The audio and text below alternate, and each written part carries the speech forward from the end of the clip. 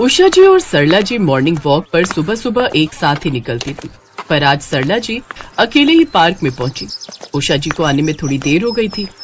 तब तक पार्क बाकी लोगों से भर चुका था। सरला जी ने अभी योगा करना शुरू ही किया था कि तभी उषा जी आ जाती। क्या हुआ उषा जी, आज पार्क आने में बहुत देर कर दी। मैंने तो फोन भी मिलाया था पर आपका स्विच ऑफ आ रहा था। लगा आप सो रहे हो इसलिए मैं अकेली ही आ गई। रात को देर से सोए थे क्या? अरे नहीं नहीं, सो तो मैं जल्दी गई थी, पर अब क्या बताऊं, वही रोज की किचकिच। अच्छा, इसका मतलब आज फिर बहू से किसी बात पर तू मैं हो गई है। हाँ वही हो गई। मैंने बहू को बोला था कि जब सुनील काम पर जाए तो मेरे मोबाइल के चार्जर की लीड वो नहीं ले आएगा, पर सबको अपने मोबाइल फोन से मतलब है। मेरा फोन पुराना है, उसका चार्जर चाहे कितना भी पुराना हो जाए, पर मजाल है कोई बदल कर ला दे। बस उसे अपने फोन का स्क्रीन गार्ड तो याद रहा, पर मेरे मोबाइल के चार्जर की लीड मंगवाना भूल गई। बार बार लीड को टेप से चिपकाकर मैं इस्तेमाल कर रही थी। आज सुबह उस लीड का भी अंत हो गया। इसी बात पर मेरी अपनी बहू से सुबह सुबह बहस हो गई। ये देखो, कल शाम से मेरा फोन बंद पड़ा है, मिलेगा कैसे? स्विच ऑफ तो आना ही है। अरे इसमें इतना टेंशन लेने वाली कोई बात नहीं है। मैं अपना मोबाइल और चार्जर लेकर आई हूँ। वहाँ सामने वाली चाय की दुकान पर बैठेंगे, तुम वहीं थोड़ी देर मोबाइल चार्ज कर लेना। पर इससे मेरी समस्या हल नहीं होने वाली। और तुम बताओ कैसी हो? कल रात को खाना ठीक से खाया या नहीं? हाँ खा लिया था, पर इनकी शुगर थोड़ी बड़ी हुई थी, इस वजह से रात को अचानक डॉक्टर के पास ले गए। वही बहू बोलने लगी कि रात को नींद खराब कर दी हमने उनकी। खैर, डॉक्टर ने दवाई दी थी तो शुगर कंट्रोल हो गई थी। अब घर पर आराम कर रहे हैं। सोचा थोड़ी देर वॉक कर लूंगी तो मन ठीक हो जाएगा। सरला जी और उषा जी आपस में अपनी अपनी परेशानी एक दूसरे से बांट ही रही थी कि तभी वहाँ से श्रीमती टंडन रनिंग करती हुई निकलती है। श्रीमती टंडन बहुत खुशमिजाज रहने वाली महिला थी। उनके चेहरे को देखकर ऐसा लगता था कि मानो वो बहुत खुश रहती हैं और उनकी लाइफ में कोई प्रॉब्लम नहीं है। और ऐसा वहाँ पार्क में बहुत से लोग सोचा करते थे, और ऐसी ही सोच सरला जी और उषा जी की भी थी। Good morning Sarla ji. Good morning Usha ji. Good morning. Good morning. क्या बात है, आज तो बड़ा रूखा रूखा गुड मॉर्निंग किया है आप दोनों ने। सब ठीक तो है ना? हाँ हाँ सब ठीक है, बस ऐसे ही बातें कर रहे थे। ओह अच्छा अच्छा, चलो मैं वहाँ जॉगिंग करती हूँ, आप दोनों भी आ जाओ। श्रीमती टंडन जॉगिंग करने के लिए चली जाती हैं। उनके जाने के बाद सरला जी और उषा जी आपस में बातें करने लगती हैं, जिनमें एक और लेडी आकर शामिल हो जाती है। कुछ भी कहो, श्रीमती टंडन को देखकर ऐसा लगता है कि इन्हें तो कोई तकलीफ ही नहीं है, पर एक खामी है हमारे घर में, तो जब देखो किसी न किसी बात को लेकर पंचायत चलती रहती है। सुबह ही मेरी जेठानी के साथ मेरा झगड़ा हो गया। आंटी जी मेरे बेटे के नंबर थोड़े ज्यादा क्या आ गए, मुझसे कहती है कि वो घर का काम नहीं करेगी। उसका बेटा पढ़ता नहीं है क्योंकि वो घर के कामों में लगी रहती है। अरे अब कोई उसे समझाए कि घर के काम तो मैं भी करती हूँ, मेरा बेटा तो फिर भी अच्छे नंबर लेकर आया है। ये सब बहाना है घर के कामों से जी चुराने का। मैंने भी फैसला कर लिया है कि अब हम दोनों देवरानी जेठानी अलग हो जाएंगे और सुकून की जिंदगी जिएंगे। हाँ और क्या, सही है, जब आपस में नहीं बन रही तो अलग हो जाओ। श्रीमती टंडन सच में मुझे भी उनको देखकर कुछ ऐसा ही लगता है कि वो सचमुच बहुत बढ़िया जिंदगी जी रही हैं। प्रॉब्लम तो मुझे नहीं लगता कि उनकी लाइफ में कहीं से कहीं तक होगी। हाँ सच में, हम तो इतनी उम्र हो गई बेटा, इस उम्र में भी परेशानियां, झगड़ा, रोज के कलेश हमारा पीछा नहीं छोड़ते। तुम्हारी जितनी ही उम्र की मेरी बहू है, और देख लो कितना लड़ती है मुझसे। सरला जी को ही ले लो, उनकी बहू कौन सा इनको छोड़ती है। कल रात को बता रही है कि कितनी लड़ाई की।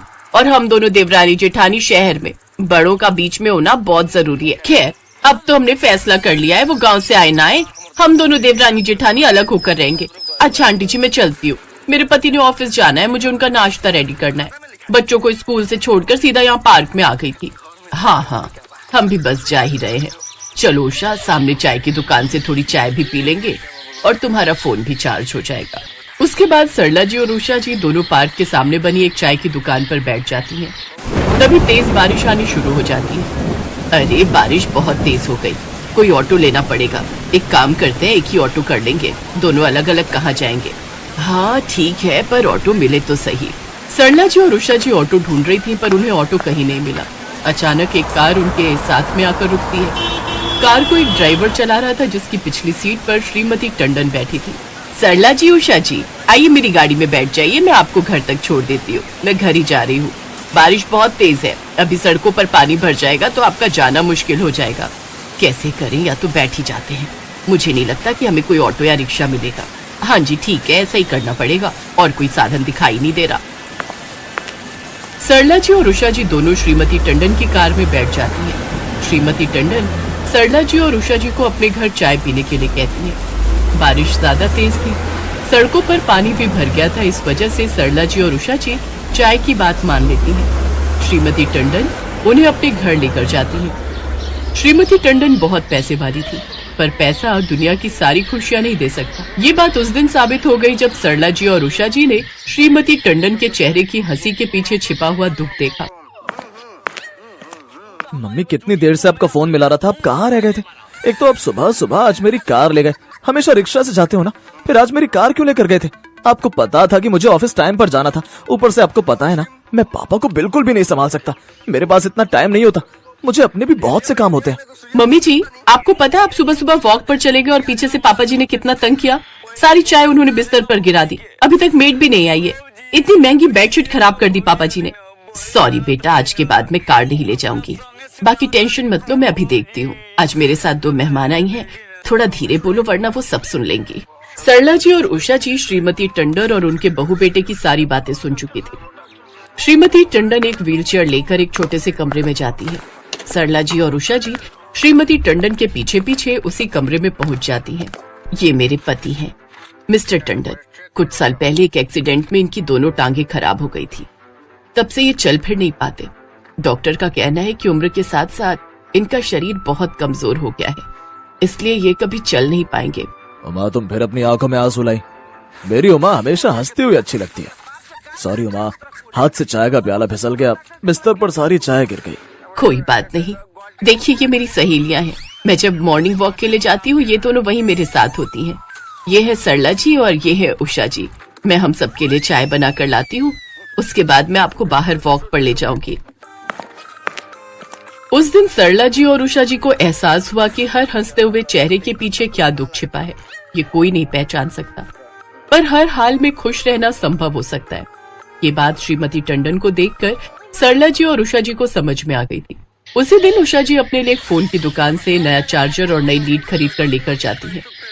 इधर सरला जी ने भी अपने बेटा बहू से किसी बात की आस करना छोड़ दिया। वे खुद ही अपने पति का ख्याल रखने लगी ताकि किसी को कोई तकलीफ ना हो, और बस छोटे छोटे झगड़े अपने आप खत्म हो गए क्योंकि उम्मीदें खत्म हो गई थी। हर किसी के जीवन की कोई न कोई परेशानी जरूर होती है, और जब तक जीवन है तब तक सुख और दुख हमेशा हमारे साथ ही चलते रहेंगे।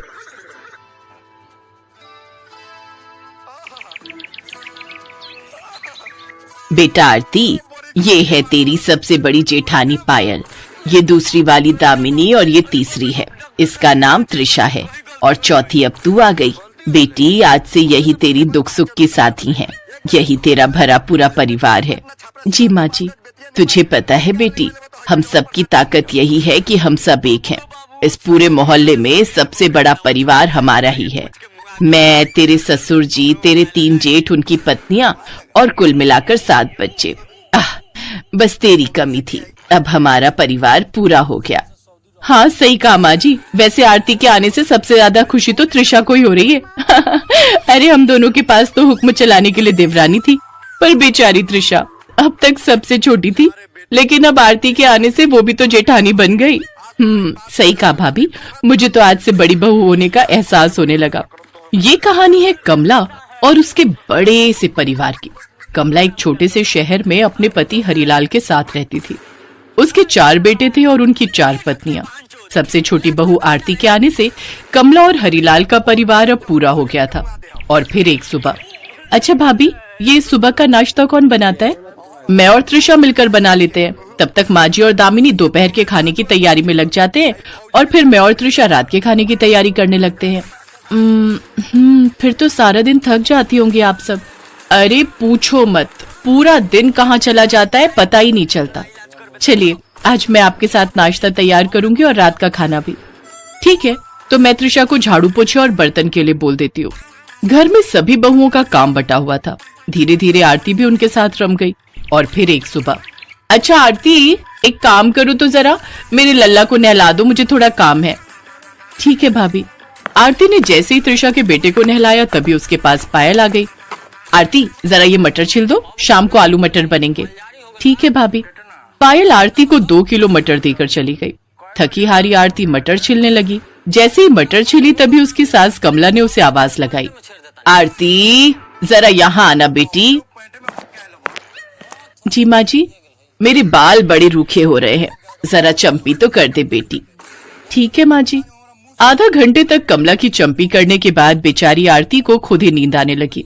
उसका मन कर रहा था कि वो बस अपने कमरे में जाकर सो जाए, लेकिन तभी फिर से उसकी जेठानी त्रिशा उसके पास आ गई। चलो आरती, खाने का टाइम हो रहा है। एक काम करो, मैं सब्जी बना देती हूँ, तब तक तुम रोटियां सेक लो। सब मिलाकर 60-65 रोटियां काफी होंगी, ठीक है? त्रिशा इतना कहकर रसोई में चली गई और आरती ने अपना माथा पीट लिया। उस दिन आरती ने पूरी 65 रोटियां बनाई। वो थक कर चूर हो चुकी थी, लेकिन ये सिर्फ एक दिन की बात नहीं थी। अब तो आरती की यही जिंदगी थी। ऐसे ही कई महीने बीत गए। फिर एक शाम जब आरती का पति अंकित काम से लौट कर आया तो उसने बड़े प्यार से आरती से पूछा, कैसी हो मैडम? हालत खराब है मेरी तो। यहाँ तो काम से ही फुर्सत नहीं मिलती। पूरा बदन टूट रहा है दर्द के मारे। जी कर रहा है कहीं आराम से बैठ जाऊं 2-3 घंटे के लिए। तो चलो पिक्चर देखने चलते हैं, तुम्हें रेस्ट भी मिल जाएगा और हमें क्वालिटी टाइम भी मिल जाएगा। पिक्चर जाने की बात सुनकर आरती बड़ी खुश हुई और वो झट से तैयार होकर आ गई। लेकिन जैसे ही वो अंकित के साथ घर से निकलने लगी तभी उसकी जेठानी पायल उसके पास आई। आरती, वो दामिनी की तबीयत ठीक नहीं है तो मेरे साथ तुम्हें रोटियां सिखवानी पड़ेंगी। ये सुनते ही आरती के तन बदन में आग लग गई। फिर अगले ही दिन उसने अपनी सास कमला से साफ साफ बात करने का फैसला कर लिया। माँ जी, मुझसे नहीं हो पाएगा, मुझे अलग रहना है। लेकिन बेटी मेरी बात तो सुन एक बार। नहीं माँ जी, मुझे कुछ नहीं सुनना, बस मैं फैसला कर चुकी हूँ। और फिर वो अंकित के साथ पास ही के दूसरे मोहल्ले में रहने चली गई। वहाँ किराए का कमरा लेकर दोनों पति पत्नी रहने लगे। पहले तो सब कुछ अच्छा चला, लेकिन फिर एक दिन, सुनिए मुझे 500 रुपए दे दीजिए, सब्जी लानी है। अरे पर अभी तो तुमको 3000 रुपए दिए थे। हाँ तो वो तो राशन के लिए थे ना। देखो आरती, मेरी तनख्वाह बस 14,000 है। उसमें कमरे का किराया, मोटरसाइकिल का पेट्रोल, बिजली का बिल, ये सब देने के बाद बचता ही क्या है? तो तुम जरा खर्चे कम करो, समझी? अरे पर मैंने किसी गलत चीज के लिए थोड़ी मांगे हैं पैसे। हाँ लेकिन अलग अलग रहने की जिद तो तुम्हारी थी ना। पहले मेरी तनख्वाह कभी कम नहीं पड़ती थी, उल्टा मैं हर महीने 2-3 हजार बचा ही लेता था। लेकिन जब से हम यहाँ आकर रहने लगे तब से कर्जा ही चढ़ता जा रहा है मुझ पर। उस दिन अंकित और आरती में खूब लड़ाई हुई और उसके बाद तो ये झगड़ा रोज का ही हो गया। आरती अब बहुत दुखी रहने लगी। उसे रह रहकर अपने ससुराल की याद आने लगी थी, क्योंकि वो समझ गई थी कि अलग होकर उसने अपना ही नुकसान किया है। लेकिन अपने ससुराल वालों का सामना करने की हिम्मत उसमें नहीं थी। फिर एक शाम, भाभी कोई बात नहीं, चुप हो जाओ आरती। ओए, इतनी बड़ी होकर रो रही है, चुप हो जा, चल हम तुझे लेने आए हैं। भाभी मुझसे बहुत बड़ी गलती हो गई, मुझे माफ कर दो। कोई बात नहीं, अब चल हम तेरा सामान समेटने में मदद करते हैं। इसके बाद आरती अपनी जेठानियों के साथ अपने ससुराल वापस आ गई। माँ जी एक बात पूछूं, आपको कैसे पता लगा कि मैं वहाँ परेशान हो गई थी? अरे तेरी गलती नहीं है, अभी तू नई है ना, तूने तो फिर भी 4 महीने खींच लिए। ये दामिनी, ये तो पहले महीने के बाद ही गुस्से में चली गई थी अलग रहने। 2.5 महीने में ही वापस आ गई। बेटी, परिवार से अलग ना तो कभी कोई खुश रहा है और ना कभी रह पाएगा, समझी मेरी झांसी की रानी। और इस तरह एक बार फिर हरिलाल और कमला के परिवार में खुशियां लौट आई थी।